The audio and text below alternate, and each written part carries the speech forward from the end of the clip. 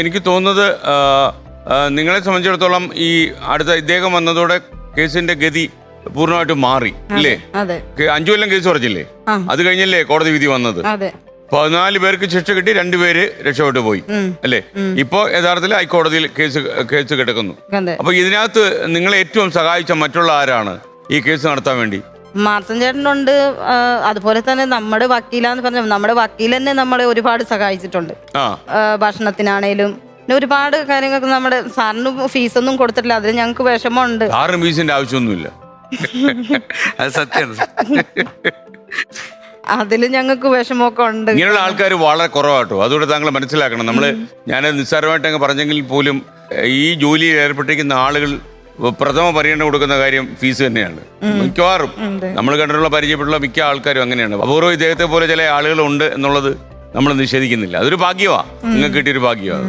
സരസു, താങ്കളുടെ സഹോദരൻ മധു പണ്ടൊരിക്കൽ 9 ആനകൾ വന്നതിനെ തുടർന്ന് ഒരു രാത്രിയും ഒരു മരത്തിന്റെ മുകളിൽ കയറിയിരുന്നില്ലേ? ശരിയാണോ? ശരിയാണ് കുട്ടേട്ടാ. അങ്ങനെ എന്താ പറ്റിയ? എന്തായിരുന്നു സംഭവം? അത് അവൻ വീട്ടിലേക്ക് വന്നിട്ട് പോകുന്ന സമയത്താണ് പുഴയ്ക്കക്കരെ ഒരു റോഡുണ്ട്, ഭവാനിപ്പുഴയ്ക്കക്കര. അപ്പൊ പോകുന്ന വഴിക്ക് ആന ഉണ്ടെന്ന് വെച്ച് അവൻ ഒരു മരത്തിനകത്തേക്ക് കയറി. കാരണം ആന അവിടെ മൊത്തം ആന ഉള്ളതുകൊണ്ട് മരത്തിനകത്ത്. അപ്പൊ ആ ആനയാണെങ്കിൽ അവിടം വിട്ടിട്ട് എങ്ങോട്ടും പോകുന്നുമില്ല. പിന്നെ ആ ഒരു ദിവസം രാത്രി മൊത്തം അവൻ മരത്തിന് മേളിൽ കിടന്നു. ആന അവിടെ തന്നെ ഉണ്ട്, അവിടെ തന്നെ മേഞ്ഞ് അവിടെ തന്നെ ഇരിക്കുവാണ്. അപ്പോൾ ഇത് പോവില്ല എന്ന് കണ്ടപ്പം പിറ്റേന്ന് ആ ദിവസം രാത്രി മൊത്തം അവിടെ കിടന്നിട്ട് രാവിലെ മധു അവിടെ നിന്ന് ഇറങ്ങി. അത് എന്ത് ചെയ്യുകയാണെങ്കിൽ ചെയ്തോട്ടെ എന്ന് വെച്ചിട്ടാണ് അവൻ ഇറങ്ങി. ആ ആനയുടെ ഇടയിൽ കൂടെ അവൻ പോയി. ആന ഒന്നും ആന ഉണ്ട്. ആന അവിടെ നിന്ന് എങ്ങോട്ടും പോയിട്ടില്ല. അവിടെ നിന്ന് 9 ആന ആ സമയത്തുണ്ടായിരുന്നു. അപ്പോൾ അതിൻ്റെ ഇടയിൽ കൂടെ അവൻ പോയി, ആന ഒന്നും ചെയ്തിട്ടില്ല. എന്നിട്ട് അവൻ 2 ദിവസം കഴിഞ്ഞ് വീട്ടിൽ വന്നിട്ട് ഞങ്ങളോട് പറയാണ്, ഇത്രയും ആനകൾ അവിടെ ഉണ്ടായിരുന്നു. അവന്റെ മുണ്ട കഴിച്ച് ഇട്ട് കൊടുത്തിട്ടുണ്ട് ആനയ്ക്ക്. പേടിച്ചിട്ടാണോ എന്ന് അറിയില്ല, അത് ഇട്ട് കൊടുത്തിട്ടുണ്ട്. അപ്പോൾ എന്നിട്ട് അത് പോകുന്നു വെച്ചിട്ടായിരിക്കും. എന്നിട്ടും ആന പോയില്ല എന്ന് കണ്ടപ്പോഴാണ് അവൻ ഇറങ്ങിയിട്ട് അവ അതിൽ കൂടെ നടന്നുപോയി. ആനകളോ സിംഹോ പുലിയോ എല്ലാം അവിടെ ഉണ്ട്. എന്നാൽ അതൊന്നും അവനെ ആക്രമിച്ചില്ലല്ലോ.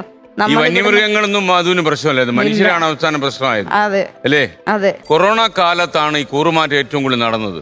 ഇപ്പൊ ഏറ്റവും കൂടുതൽ ആൾക്കാർക്ക് പൈസക്ക് ആവശ്യം വന്നു ആ സമയത്തായിരിക്കുമല്ലോ. മനുഷ്യത്വം ഏറ്റവും കൂടുതൽ ആളുകൾ കാണിച്ചതും കൊറോണ കാലത്താണ്. നിങ്ങളുടെ കാര്യത്തിൽ മനുഷ്യത്വം വളരെ കുറഞ്ഞു, പണത്തിന്റെ സ്വാധീനം കൂടി, ആളുകൾ സ്വന്തം ബന്ധുക്കൾ പോലും ആളിനെ അറിയില്ല എന്ന് പറഞ്ഞു അല്ലേ? എനിക്കൊന്ന് നിങ്ങളെ ഏറ്റവും വേദനിപ്പിച്ചത് അത് തന്നെയാണെന്ന് തോന്നുന്നു. അന്ന് അവർക്ക് ഒരുപാട് ആൾക്കാരെ സ്വാധീനിക്കാൻ കഴിഞ്ഞു. അവരുടെ ഭാഗത്തേക്ക് ആക്കി തീർക്കാനായിട്ട് അവരെ കൊണ്ട് സാധിച്ചു. അല്ല, ഇതിൽ ഒരുപാട് പണമൊക്കെ ചെലവാക്കാൻ പറ്റുന്ന ആളുകളാണോ ഈ പ്രതികൾ? ശക്തന്മാരൊക്കെ അതിലുണ്ടോ? ഉണ്ട്. ശക്തന്മാരുണ്ട് അതിനകത്തല്ലേ? ഉണ്ട്. ഒരുപാട് പണം വാരി ചെലവഴിക്കാനൊക്കെ തയ്യാറായതിന്റെ വെളിച്ചത്തിലാണോ ഇങ്ങനെ ഈ സാക്ഷികൾ കൂറുമാറുന്നത്? അതെ. പിന്നെ നമ്മളെ അതില് ആവശ്യമില്ലാത്ത ഒരുപാട് കാര്യങ്ങളൊക്കെ പറഞ്ഞിട്ട് ഞങ്ങളെ ഒറ്റപ്പെടുത്താം. കോടികളാണ് വീട്ടിലേക്ക് അവർക്ക് കിട്ടിയിട്ടുള്ളത്. അപ്പം നിങ്ങൾക്ക് പിന്നെ പകുതിയൊക്കെ നിങ്ങൾ ചോദിച്ചാൽ എന്താന്നൊക്കെ ആൾക്കാരോട് പറയുമായിരുന്നു. നമ്മൾ കേസിന് പോകുമ്പോൾ പോലും വണ്ടി വിളിച്ചാൽ പിന്നീട് വരത്തില്ല. അതൊക്കെ അവര് തടഞ്ഞു നിർത്തിയിട്ടേക്കുവാണ്. ആരും പോകാൻ പാടില്ല. ഒരാൾ നമ്മളെ കൊണ്ട് കോടതിയിലേക്ക് പോയി കഴിഞ്ഞാൽ ആ ഓട്ടോക്കാരനെ അപ്പോൾ വിളിച്ച് പറയും, ഇപ്പൊ നീ ആയോ കൊണ്ടു നടക്കല് എന്നൊക്കെ പറഞ്ഞിട്ട് അവരെ പറഞ്ഞ് പിന്നീട് അവരെ പിന്തിരിപ്പിക്കും. അതിന് ഒരു വണ്ടിയും കിട്ടാതെ അമ്മയ്ക്ക് സെമൻസ് ഉണ്ടായിരുന്ന അന്ന് പോലും കോടതിയിൽ ആ കൃത്യസമയത്ത് ഹാജരാവാനായിട്ട് കഴിഞ്ഞില്ല. അങ്ങനെയും പ്രയാസം ഉണ്ടായിരുന്നു അല്ലേ? അപ്പോൾ ഒറ്റപ്പെടുത്തൽ ഇപ്പോഴും ഞങ്ങൾ നേരിടുന്നുണ്ട്. പിന്നെ ഇപ്പൊ ഈ പ്രൊട്ടക്ഷനൊക്കെ ഉള്ളത് കൊണ്ട് ഞങ്ങൾ വീട്ടിൽ നിന്ന് പുറത്തെങ്ങോട്ടും പോകണില്ല. ഇവർക്ക് അത്യാവശ്യം ഭീഷണിയുണ്ടോ? അങ്ങനെ ഇവരുടെ ജീവനൊക്കെ ഭീഷണിയുണ്ടോ? അത്രയും കരുത്തന്മാർ ഈ പ്രതികളുടെ ലിസ്റ്റിലുണ്ടോ? ശരിക്കും ട്രയൽ നടക്കുന്ന സമയങ്ങളിൽ അങ്ങനെ ഒരു ഇൻസ്റ്റൻസ് ഉണ്ടായി. അതിൽ പിന്നീട് ഒരു കേസ് എടുക്കുകയും ഒക്കെ ഉണ്ടായിട്ടുണ്ട്.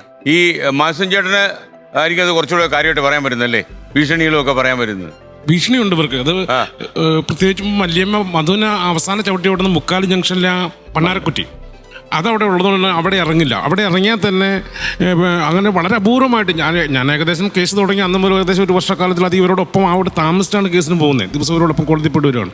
അപ്പോൾ പോലും മുക്കാലിൽ ഇറങ്ങാന്ന് പറഞ്ഞാൽ അവിടെ ഇറങ്ങും, അതിൻ്റെ അപ്പുറത്തെ ജംഗ്ഷനിൽ ഇറങ്ങുള്ളൂ.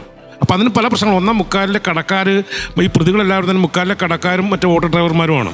അപ്പോൾ അവരുടെ ഭാഗത്തു നിന്നുള്ള കുറേ വിഷയങ്ങൾ അത് അങ്ങനെയുണ്ട്. പിന്നെ മല്യമിക്ക് സ്വതവേ ഉള്ളൊരു പ്രശ്നം, മറ്റു പേടിയും ഭയങ്കര പ്രശ്നങ്ങളും ഉണ്ട്. അപ്പം ഇതെല്ലാം കൊണ്ടും ഇപ്പോഴും ശരിക്കും പറഞ്ഞാൽ മാത്രമല്ല ഇവരുടെ സ്വന്തക്കാർ പോലും ഒരു സപ്പോർട്ട്, ഇവർ അർഹിക്കുന്ന ഒരു സപ്പോർട്ടിലേക്ക് കൊടുക്കുന്നില്ലല്ലേ. അപ്പൊ അങ്ങനെ ഒരു അഭിപ്രായത്തിലേ ഇപ്പൊ ഈ അട്ടപ്പാടിലെ ദുരൂഹ സാഹചര്യത്തിൽ കുറെ ആൾക്കാർ മരിച്ച സന്ദർഭം ഉള്ളതുകൊണ്ട് ഇവര് കരുതിയിട്ടുണ്ടോ ഇതും ഈ മധുവിന്റെ കേസും ഇങ്ങനെ തേഞ്ഞു മാഞ്ഞങ്ങ് പോകും, അതുകൊണ്ട് അതായിരിക്കും അവർക്ക് ഒരു ആത്മവിശ്വാസം നൽകി ഇയാളെ ഇങ്ങനെ മർദ്ദിക്കാനും ഒക്കെ? ഒരുപക്ഷെ അതും ഒരു കാരണമായിരിക്കാം. മിക്കവാറും സാഹചര്യങ്ങൾ നോക്കുമ്പോൾ അതും ഈ മധുവിന്റെ കേസിലെ വിധി യഥാർത്ഥത്തിൽ അവിടെ ഒരു ചെറിയൊരു ഇമ്പാക്ട് ഉണ്ടാക്കി കാണുമല്ലേ? അതായത് അട്ടപ്പാടിയെ സംബന്ധിച്ച് ഒരു ആദിവാസി കൊല്ലപ്പെട്ടിട്ട് എനിക്ക് തോന്നുന്നു ആദ്യമായിട്ടായിരിക്കും കൊല ചെയ്യപ്പെടുന്ന ആളുകൾ ശിക്ഷിക്കപ്പെടുന്നത്. ആണോ? ഈ 16 പേരെന്ന് പറഞ്ഞാൽ കേവലം 16 പ്രതികളല്ല. ഈ കണക്കിൽ കൊല്ലപ്പെട്ട ഒരുപാട് മധുമാരെ കൊല ചെയ്യപ്പെട്ട ആളുകളുടെ എല്ലാവരുടെയും, കൊന്ന ആളുകളുടെ എല്ലാവരുടെയും പ്രതിനിധികളാണ് ആണ് ഇവർ. ഇപ്പോൾ മല്യമ്മയുടെ ഭർത്താവ് മധുവിൻ്റെ അച്ഛൻ പോലും ദുരൂഹ സാഹചര്യത്തിൽ മരണപ്പെടുകയാണ്. അത് ഇവർക്കത് കൃത്യമായിട്ട് പറയാൻ പറ്റാത്തതുകൊണ്ടാണ്. ദുരൂഹ സാഹചര്യത്തിൽ മരണപ്പെടുകയാണ്. അവർ ഈ പ്രതികൾ സെൽഫി വീഡിയോ ഒക്കെ എടുത്തിരുന്നല്ലേ ചിലപ്പോൾ അവർ ഊരി പോയനല്ലേ? തീർച്ചയായിട്ടും. ഒരുപക്ഷെ തെളിവുകളില്ലാതെ ചിലപ്പോൾ പോയനെ. ദൃക്സാക്ഷികൾ ഉണ്ടായിരുന്നു വേറെ? ദൃക്സാക്ഷികൾ മധുവിനെ കൊണ്ടുവരുന്ന കണ്ടതിനൊക്കെ ദൃക്സാക്ഷികൾ ഉണ്ട് ശരിക്കും. ആ ഭാഗങ്ങളിലൊക്കെ ആളുകൾ കൂടിയിട്ടുണ്ട്. അവരെ കണ്ട ആളുകളാണ്. അല്ല, ഈ മധുവിനെ മർദ്ദിക്കുന്ന കണ്ട സാക്ഷികൾ ഉണ്ടായിരുന്നു? മർദ്ദിക്കുന്ന കണ്ട സാക്ഷികൾ ഉണ്ടാവാനുള്ള സാധ്യത കുറവാണ്. കാരണം മർദ്ദനം മുഴുവൻ ഏറിയ പങ്ക് നടന്നിട്ടുള്ള കാട്ടിനുള്ളിൽ ഗോഹിക്കകത്തായിരുന്നു അല്ലേ? അതെ.